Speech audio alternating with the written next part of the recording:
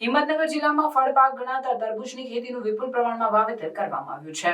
રાજ્ય બહારથી તરબૂચની આવકો વધતા ભાવો ઘટ્યા। તરબૂચના ઉત્પાદન સમયે જ બજારમાં ભાવ ગગડતા ખેડૂતો મુશ્કેલીમાં મુકાયા।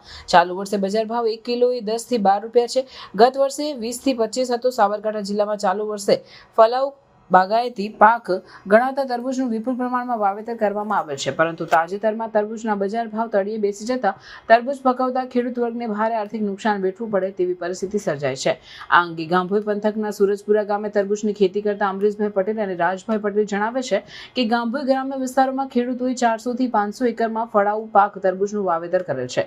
ગયા વર્ષે ઉનાળાના પ્રારંભે તરબૂચનો જથ્થાબંધ ભાવ 1 કિલોના 20 થી 25 હતો। જો ચાલુ વર્ષે હાલ તરબૂચના પાકના ઉત્પાદન સમયે જથ્થાબંધ બજારમાં ભાવ ઘટીને 1 કિલોના 10 થી 12 રૂપિયા થઈ જતા ખેડૂતોની આવક કરતા ખર્ચ વધી જતા આ તરબૂચની ખેતી પાછળ કરેલ બિયારણ, દવા, ખાતર અને મજૂરી સહિત વિદ્યા દીઠ રૂપિયા 25 થી 30 હજારના ખર્ચ સામે પોષણક્ષમ ભાવ મળતો ન હોવાનું ખેડૂતો આર્થિક રીતે મુશ્કેલીમાં મુકાયા છે।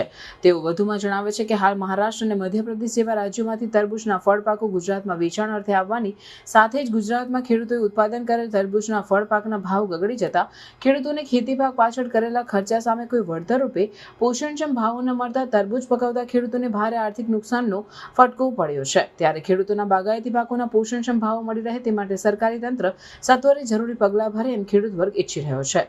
સ્ટોરી દિલીપ પરમાર, તલોદ, અમે પહેલાં મગફળીનું કપાસનું વાવેતર કરતા હતા, એમાં સરખો ભાવ ના મળવાથી ફ્રૂટનું વાવેતર કરીએ છીએ, એમાં પણ સરખો ભાવ નથી મળતો।